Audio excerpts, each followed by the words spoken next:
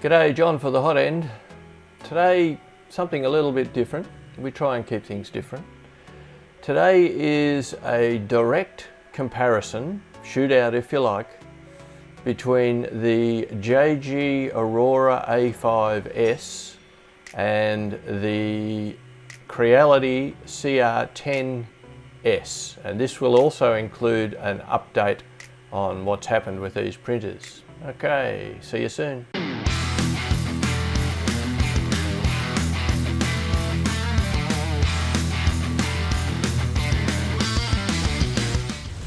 Right, let's get started. The CR10S and the A5S is what I'll call these printers for this video. Now hopefully you will have seen the two recordings that we did of the review of both of these printers.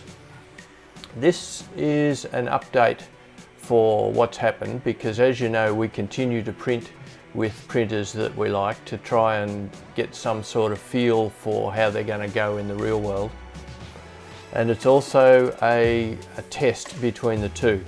Now I've got some notes, so excuse me if I'm looking down a bit. Now hopefully you'll have a list of specs on the screen, which you'll see the CR10 and the A5 are pretty similar as far as most of the major functions. Now by that, the bed size is pretty similar, 300 by 300 compared to 305 by 305. Height is where it gets a bit different, CR10 400 and the A5 320. The accessories that come with these printers are pretty much the same. You've got filament run out sensors, you've got the power save functions, heated beds, all of the normal stuff. Now from my list down here I've got some of the differences that are with these two printers. Now some of these differences are quite major, even though you would think that they're a pretty similar type setup, they're not. For instance, the CR10 is a 12 volt system and the A5 is a 24 volt system. They both run hex file firmware. The filament run out sensor on the CR10 is like an add-on. It's a piece that slots in. You'll see it in some of these photos. And the one on the A5 is actually built into the extruder. Now, some of the differences: the CR10 has a plastic molded extruder. The A5 has an all-metal extruder. The CR10 is a extruded 2020 aluminium frame, and the A5 is pressed metal. I'm not sure if it's aluminium or steel, could be corrected there. And the CR10 uses the system of V-slot wheels on the aluminium extrusion for its X, Y and Z, and the A5 uses linear rods and bearings. Now this is quite a big difference between these two printers. Whether one is better than the other, well, it depends on the quality, I guess, of the bearings and the wheels and all that type of thing. System-wise, I like the rods and bearings, providing the bearings are good quality. The CR10 has a glass bed, as does the A5, but the A5 comes standard with what they call a diamond bed, which is an adhesion surface on the glass, which I found works okay for PLA, questionable for some of the other stuff. Both are Bowden setups. The Bowden on the CR10 uses what I would call standard size fittings for the PTFE tubing. The A5 actually uses a bit of an odd thread size for those fittings, which we'll get to shortly. The CR10, sorry, I'm using a lot of ums here. The CR10 is a standard LCD push button type controller. The A5 is a color touchscreen controller. The CR10 uses an SD card for your external file loading, and the A5 uses a flash drive. The noise sound from these two printers, the CR10 is slightly quieter than the A5. I measured using an app on my iPhone and had the phone right up next to the hot end as it was printing, and I was getting a 70 dB 1 minute average on the CR10 and a 77 dB 1 minute average on the A5. The big difference with these two printers, again, like the rollers versus the bearings, is the footprint of the printer. The CR10 has a separate control box which has to sit fairly close to the printer unless you get extensions for the cabling. And this means that if you're sitting them side by side on a bench, the footprint is about 600 millimeters wide, which is a fair bit of space when you can compare it to the A5, which has the built-in controller box underneath the bed. The footprint on that one is only 450, so that's quite a big difference. Now, as far as comparisons for these two printers, I ran a test print simultaneously on both printers. Now, the test print that I used it's a beast. It really is. It's a very difficult print. And I've just broken this one as I picked it up because it's got a lot of fine detail, but it's a very difficult test piece. Lots of overhangs, lots of fine detail. It has a ball in a box, it has other stuff in underneath, and it's a really hard print. It took me several attempts just to get this print started. But I did, and I got it going on both printers. It's printed in PLA. This is a Aurora PLA. Now, I had two identical rolls of this PLA, so one running on each printer, so the filament is identical. I used an absolutely identical FFF profile in Simplify 3D for the two printers. Now, that means that I sliced using a default slicer setting for Simplify 3D, sliced the model into the G code and then copied that G code to an SD card and a flash drive. It's exactly the same G code for both prints.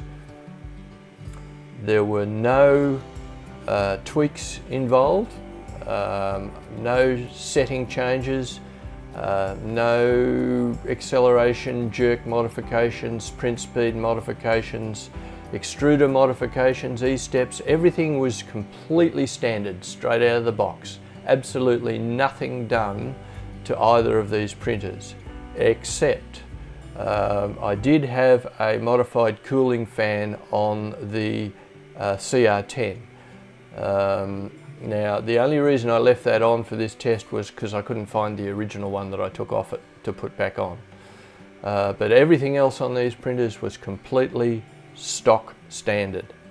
So I printed the model, printed it on each printer, and I also printed a 40mm cube on each printer. Then I got my trusty Canon 7D Mark II with a macro lens fitted to it. Now, I don't know if you've ever seen a 3D printed model up close with a macro or a microscope, but it's not a pretty sight, believe me. So you'll be seeing now a series of photos that I took of each of the models. Now, a couple of little notes on this. You will see on both models there's a minor layer shift, and on the CR10 there is a major layer shift. The CR10 model, the major layer shift was my fault. because it was poor bed adhesion. The minor layer shift on both models you'll see is where I did a power fail simultaneously on both models, and the resume shows you how accurately it resumed the print after the models. Just an interesting one on the power fail, they handle it actually differently. The CR10 on the restart heats the bed, then it heats the nozzle, then it moves to home, then it goes back to reprinting. The A5 heats the nozzle, moves to home, then heats the bed, and then goes back to reprinting. Now, whether one of these is better than the other, I have no idea, but it's just interesting that they're different. Now, this is going to go fairly long, so if you want conclusions, you can jump to the end, but I'm going to now give you an update on what's happened to these printers after I did the review on these printers and continued printing. And both of these printers had major failures. And coincidentally, they both had two failures, some more major than others. Now, I'll just go through the CR10 failures first. The first problem I came across with the CR10 was the filament runout sensor. Now, when I took it apart, you'll see why it had problems. And the problem that I had with it was giving me false readings for run out of filament. I'd be printing away happily, and all of a sudden I'd get the message that I had to change the filament, but it was still running, it was still there, which of course stops the print. I pulled the sensor apart, and what I found was just an ordinary common end stop switch inside. Now, this end stop switch, as you'll see in the photo, has the metal activator with a slot or a hole in it. Now, what was happening is when you load the filament through the sensor, it was catching on that hole and bending that light metal piece, and it was bending it back away from where the filament ran through, and this was causing the problems. So I had to pull that apart and bend it back and fix it, but the problem is not fixed because each time you load the filament, it's going to happen again. So that really needs to be looked at. The other thing I had with the CR10, I would call this a critical failure, and that was that I suddenly was getting a 0 temperature reading from the bed. Now, with the things that I print, the heated bed is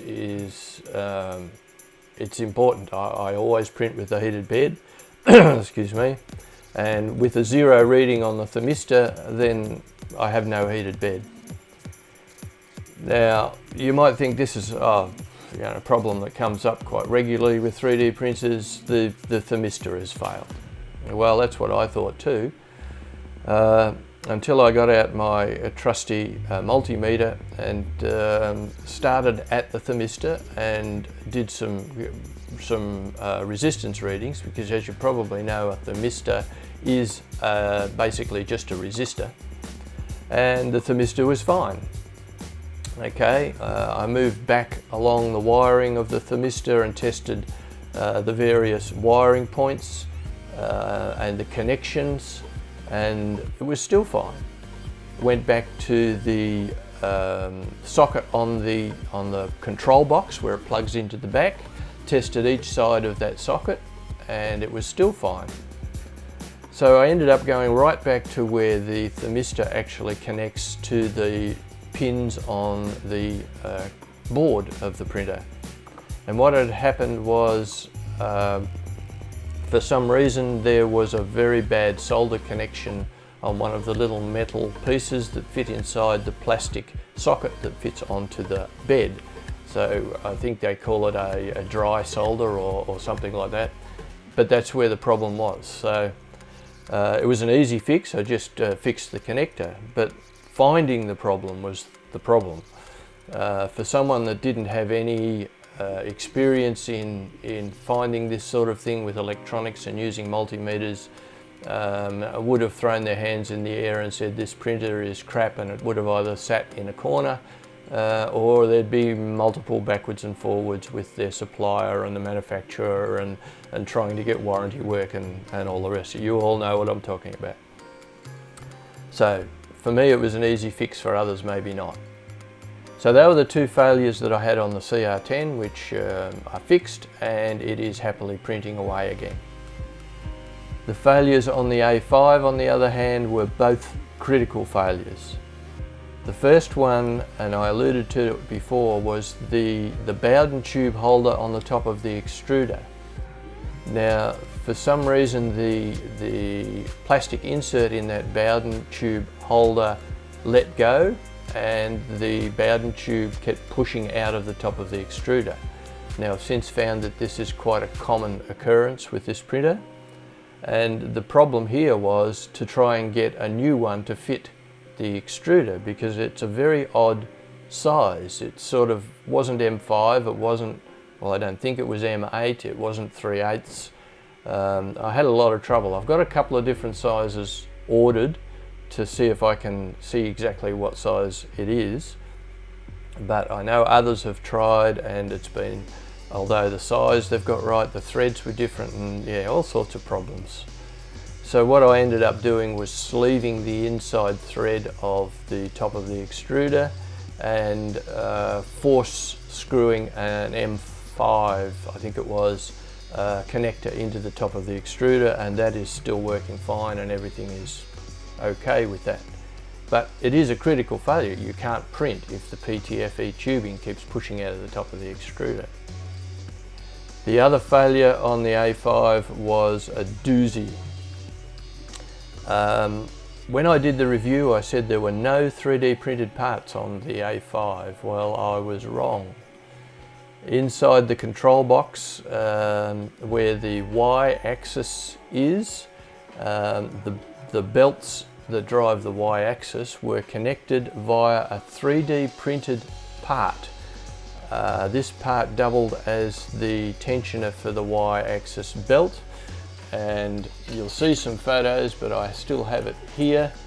This part was printed in PLA, and it was also printed in the wrong orientation, and it dramatically failed. The whole Y-axis belt gave way completely. Now this is really bad. Again, for someone that may not know much about printing, or if this was their only 3D printer, this is going to cause big dramas. I've notified JGaurora of this problem, and I got onto them and got the original STL file for this part, and I also, while I was waiting, designed one in Tinkercad, which you'll find on Thingiverse. So I've reprinted this part. I printed it in ABS from memory, might have been PETG, and in the correct orientation this way, so that it was much stronger, and fixed it that way. But again, if you only had one printer, you're not going to be able to print that part because your printer is not working. So it's going to be big problems. But I got mine fixed, and it is now printing away happily as well. So there you have it. Two failures on each of the two printers. Now, there are many upgrades that people have done to these printers, and I purposely have done none of them because we have to compare apples with apples, what comes to you as the purchaser. Now, you'll see on the photos of the models that there are lots of things that need to be done to get these models to print properly, because neither of these are printed properly, what I would call a good print. There are things like acceleration and jerk, as I alluded to earlier, temperatures. It appeared to me that the A5, it was actually printing hotter than the CR10, even though they were the same settings. So lots of little things that can be done to improve these printers. But as I said, a straight out of the box head-to-head comparison, you be the judge. Have a look at the photos. Like I said, macro photos make the print look really, really bad on both of them. But you should be able to get an idea and decide for yourself which printer prints better. Which one would I buy if I was buying a printer? The CR10 or the A5 Aurora? Taking into account the print quality, taking into account the size and the construction and the design of the printers, I would go with the JGaurora A5S. And there is probably two reasons why I would do that. The first one, it's aesthetically much nicer to look at. It's very well designed as far as it's sitting on a bench to look at. Tidiness, cleanness, clean lines, sturdiness. It just looks nice in your office. The CR10 has wires everywhere and is just not as nice. The other thing is, I think the A5 prints slightly better. That's my opinion. You make up your own mind. And I think the power fail restart feature on the A5 is slightly better. But they're very, very close. You be the judge. Okay, that's all I've got for you. See you next time.